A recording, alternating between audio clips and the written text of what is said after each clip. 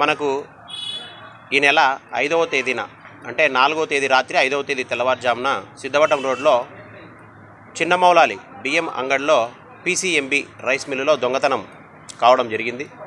ఆ దొంగతనాన్ని మన బద్వేల్ పట్టణంలోనే గుంతపల్లి ఎస్సీ కాలనీలో ఉండేటటువంటి గాలిపోతు రవి అనే ఒక వ్యక్తి, యాక్చువల్గా ఆ రవి అనే వ్యక్తి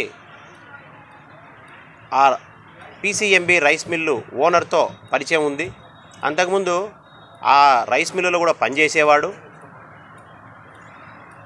ఒక 6 నెలల నుండి దాదాపుగా అతని దగ్గర పనిచేయడం బంద్ చేసినాడు. కాబట్టి ఆ రైస్ మిల్లులో ఎప్పుడు ఎలాంటి సమయంలో డబ్బు ఉంటుంది, ఎక్కడ ఆ డబ్బు పెడతాడు అన్న ఆలోచన అన్న ఐడియా కూడా తనకు ఉంది. ఆ ఐడియాతోనే ఇతను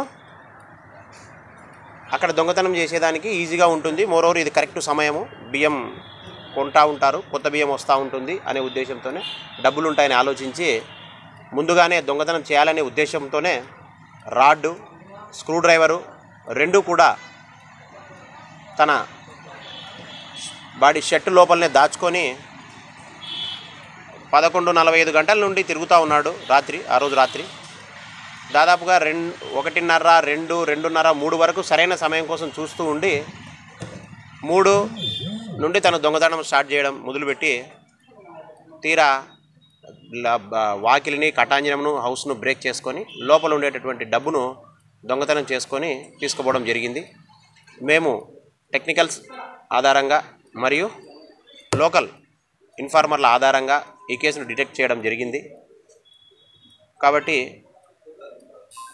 బద్వేల్ పట్టణ ప్రజలందరికీ కూడా పోలీసుల తరఫున ముఖ్య గమనిక ఏంటంటే, దయచేసి పట్టణంలో ఉన్న ఏ షాపులో అయినా సరే వ్యాపారస్తులు రాత్రి సమయంలో దయచేసి డబ్బు కానీ, బంగారు షాపుల వాళ్ళు బంగారు కానీ దయచేసి మీరు నైట్ సమయాల్లో, రాత్రి సమయాల్లో షాపులలో ఎటువంటి డబ్బు కానీ, వస్తువులు, బంగారు వస్తువులు కానీ, విలువైన వస్తువులు కానీ ఉంచొద్దండి.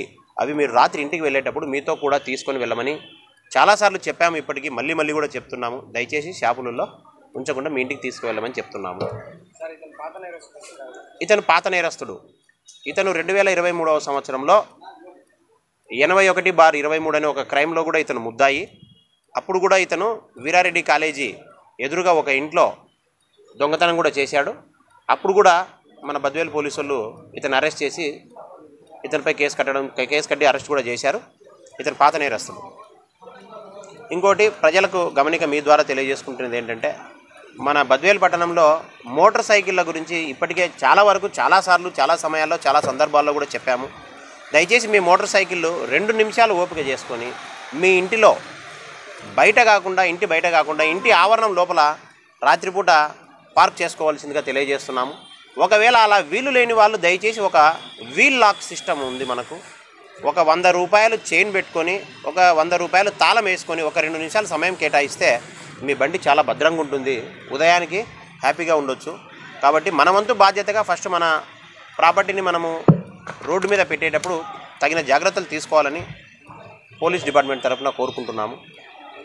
అంతేకాకుండా సీసీ కెమెరాలు కూడా దయచేసి పట్టణాల్లో, మన వీధులలో ఆల్రెడీ కాలనీ ప్రెసిడెంట్స్ ఉంటారు, వాళ్ళందరూ కూడా కలిసి దయచేసి సీసీ కెమెరాలు ఏర్పాటు చేసుకోవాల్సిందిగా కోరుచున్నాము. అదంతా కూడా మీ ద్వారా అందరికీ పబ్లిక్ తెలియజేయాలని కోరుతున్నాము. మరిన్ని అప్డేట్స్ కోసం మన HN9 టీవీ ఛానల్ని సబ్స్క్రైబ్ చేసుకోండి.